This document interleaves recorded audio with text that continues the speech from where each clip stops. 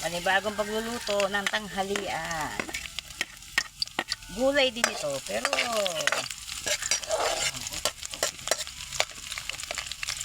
kasama rin sa bahay at tulo. Kaya lang, medyo in-advance ng konti. Nilahukan natin ng konting manok.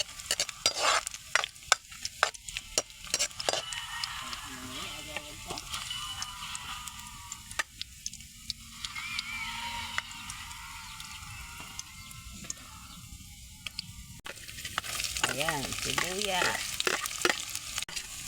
Ayan, ang malululo.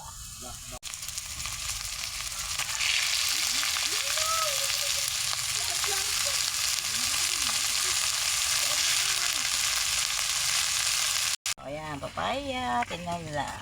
Lalagyan po natin ng konting silo. Bahala ka din.